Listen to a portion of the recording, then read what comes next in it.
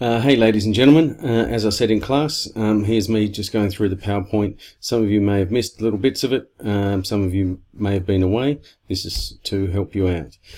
So the first thing you need to think about and make sure you understand about analytical essay writing is that you do not tell the marker what happens in the text. You don't tell them the whole plot or the story.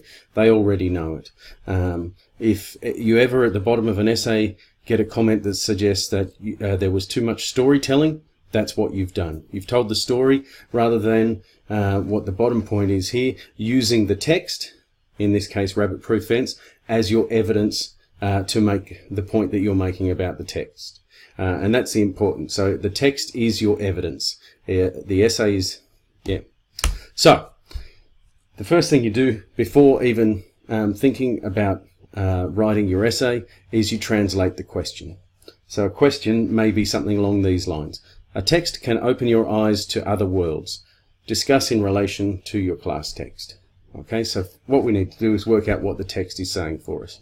That translates to a film, rabbit-proof fence, can create an understanding or knowledge, which is the metaphor of open your eyes, okay, of other worlds. So other worlds in terms of English is other cultures, other countries, other societies, okay, other times. So for us, for rabbit-proof fence, we're thinking about Australia in the 1930s. We're thinking of indigenous culture and a completely different type of society. All right, the second thing you then do once you've seen the question and you've translated the question is you come up with a plan. What ideas will you talk about? For rabbit-proof fence, just some quick ones I came up with for this one. I'd talk about the power of the government over Indigenous people, the idea of assimilation, this sense of misguided benevolence, which is that idea that many of the white people of the time thought that they were doing a good thing by trying to assimilate Indigenous people into the white Australian culture of the time. The treatment of Indigenous families, how much power white people did have over them and how they were treated. The desire of an individual to be with part of the family or to be a family. That's seen throughout the films. And also the neglect of Indigenous people by white Australians. So not just the government, but all of the other sort of white Australians that we see in the film really sort of treating the Indigenous people as an underclass or you know, almost a different species. Alrighty, so the introduction itself, you need these 3 or 4 things to happen. Okay, I'll go through them right now for you. The thesis statement. Sometimes I call that a grand question, but it's basically you're trying to use 1 or 2 sentences to sum up your idea on the topic itself. Not specific to the text, but on the actual topic. So for the previous question, a thesis statement I came up with: through the study of film, a responder can gain an insight into how other societies and cultures are represented. So it is a general topic, and it shows that in my essay, I'm going to show how I, the responder, gained an insight and understanding into Indigenous societies and how they're represented in film. Okay?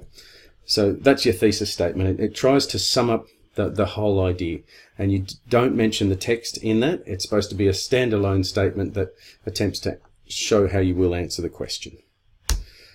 Now, here is the whole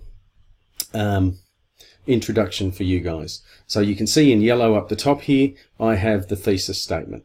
In the blue is that part where I said you need to introduce the text. Okay, so once you've done your thesis statement, you can introduce the text. The Australian film Rabbit-Proof Fence, 2002. So first of all, you underline the text, you give the date of creation of the text, and you tell us who created it. Okay, that is the composer, Philip Noyce. He's the director of the film, also known as the composer in English up to the HSC. And I'm suggesting that it's loosely based on a true story. And then I give a sentence just trying to sum up the main idea, theme, or even just the plot line itself. It depicts the struggle of 3 Indigenous girls who have been taken from their mother, who run away from a mission to go home. All right. It's not my best work, but it tries to sum up the film so that we know what rabbit-proof fence is about, so that here in the bottom half of my introduction, where I tell you how I'm going to answer the question and what my answer will be, you have a little bit of context for that.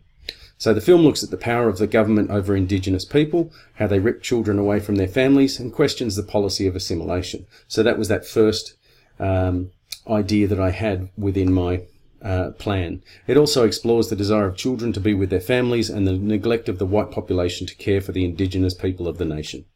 All right, so it basically says in my paragraphs, I'm going to talk about the government and their policy. It's going to talk about children wanting to be with their families, and it's also going to talk about the white population of Australia.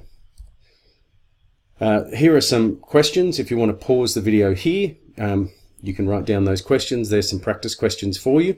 In class, I got you all to write down this one, which means we're probably going to have a look at that. And that is the crux of it, ladies and gentlemen.